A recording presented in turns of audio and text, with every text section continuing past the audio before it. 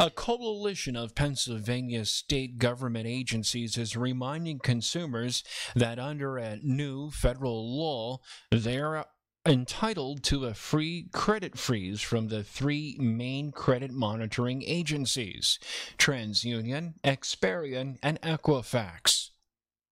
Changes in federal law mean that all consumer reporting agencies, known as credit bureaus, will be offering the following services for free: credit freeze, credit thaw, and credit unfreeze. All credit bureaus will offer credit locks for a charge that can be utilized through an app. Parents may request a credit file be created and subsequently frozen for minors under 16. Fraud alerts will now last a year and adds additional protection to veterans by offering free credit monitoring for all active duty military, including members of the National Guard. Weissman and Altman point customers to the ways to get the credit freezes. For example, at TransUnion, you go to transunion.com/credit-freeze. With Experian, you'll go to Experian, experian.com/freeze/center.html. Equifax.com/personal/credit-report-services/. Weissman and Altman also announced the Commonwealth Cybersecurity Guide to Protecting Yourself Online has been updated with new information about protecting your credit and cybersecurity. More than 1.5 million Pennsylvanians still live in poverty, and another 3.5 million are near poor, according to a new report. The Pennsylvania Poverty Snapshot, released by the Coalition for Low-Income Pennsylvanians, or CLIP, and the Coalition on Human Needs, showed a slight decrease in poverty last year, but more than half of Pennsylvanians earning less than $20,000 a year and 40% of those earning up to $35,000 spend at least half of their income on housing alone, leaving very little for other necessities.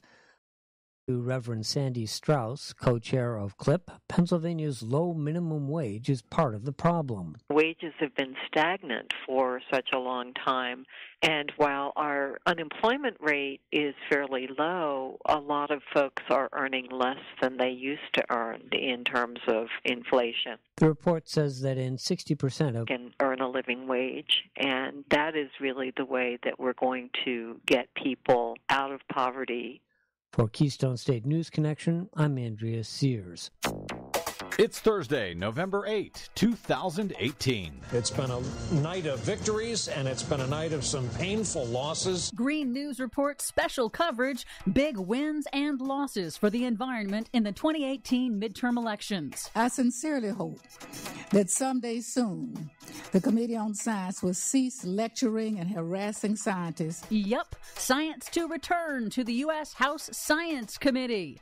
But Goliath strides around crushing these things with overwhelming force. Big oil's big money overwhelms state energy ballot initiatives. All of those big stories and more straight ahead. From BradBlog.com, I'm Brad Friedman. And I'm Desi Doyen. Stand by for 6 minutes of independent green news, politics, analysis, and snarky comment. So environmental is very important to me. Yep, putting the mental in environmental. This is your Green News Report.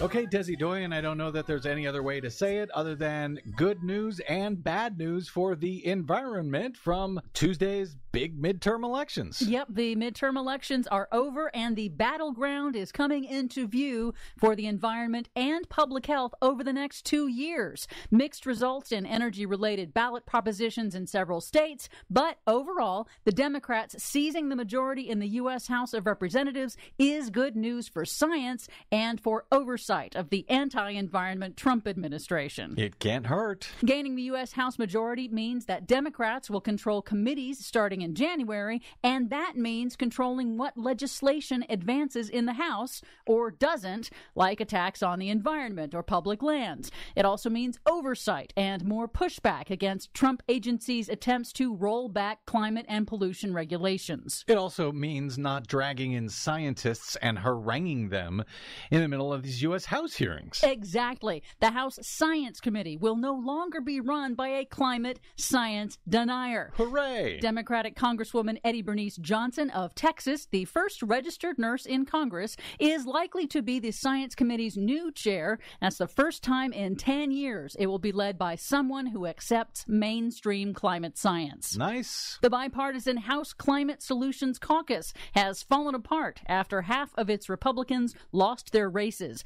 Although the Republicans tended to use the Climate Caucus for cover while blocking action in practice, it does mark a significant drop in the number of moderate congressional Republicans who publicly accept the need to act on dangerous man-made climate change. For ballot initiatives in the states, big oil's big money won big. The fossil fuel industry spent record amounts, at least $100 million nationwide, to kill ballot measures that would have curbed fracking and mining, expanded renewables, and created the nation's first ever carbon emissions fee. Well, free speech, as long as you have billions and billions of dollars to buy it. They have a lot more free speech than the rest of us do. Yep. In Colorado, voters rejected a proposition that would have required fracking wells to be placed further away from homes and schools after the oil and gas industry outspent organizers 40-1. But Colorado also voted down a sneaky constitutional amendment that would have shielded the oil and gas industry from regulations and allowed the industry to sue the state for any losses resulting from any restrictions or regulations on fossil fuel exploration. So the public figured that one out at least. Yes. In Alaska, the mining and oil industries also spent big to defeat a measure that would have protected the state's billion-dollar salmon fisheries from mining and drilling pollution. In Washington state, big oil killed the really big one, spending a record $31 million to crush Initiative 1631, the state's second attempt to enact the country's first ever carbon emissions fee, a really mild one on big polluters. That's weird. I thought ExxonMobil was in favor of a carbon tax. Didn't they spend millions and millions in support of the Washington measure? No, they didn't. The exact opposite. It's like they're just lying about supporting a carbon tax or something. In Arizona, the utility industry laid out $31 million to successfully defeat an amendment requiring them to get 50% of their electricity from renewable sources by 2030. Yet over in Nevada, voters approved a similar mandate to get 50% renewable energy by 2030. Well, win some, lose some. In Florida, voters approved a measure to ban offshore oil and gas drilling and also ban vaping indoors in the same initiative because Florida. Finally, California voters rejected an attempt to repeal an increase to the state's gas tax that's now funding repairs to roads, bridges, and infrastructure. So there's that. At least California voters didn't fall for the nonsense. Nope. For much more on all of these stories and the ones we couldn't get to today, please check out our website at greennews.bradblog.com. Don't forget, you can download our reports anytime for free at Stitcher, TuneIn, iTunes, or Google Play.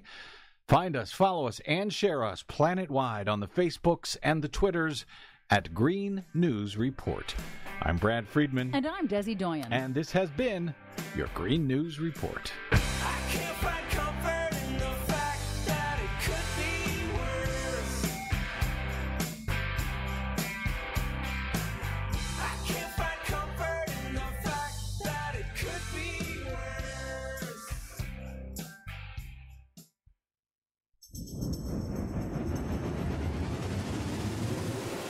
It starts in the morning, but it never stopped the night before. WLRI 93FM 24-hour community coverage, on air and online. Verbatim reports, direct from the sources. The coverage you'd expect from Lancaster's news leader.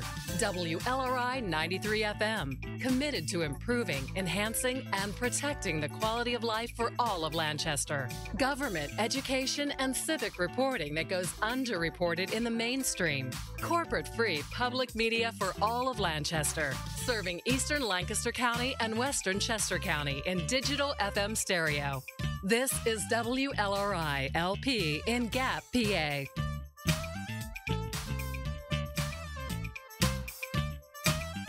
Wolves are restoring streams in Yellowstone. That story and more on H2O Radio's weekly news report. I'm Jamie Sudler. I'm Franny Halprin, and it's This Week in Water.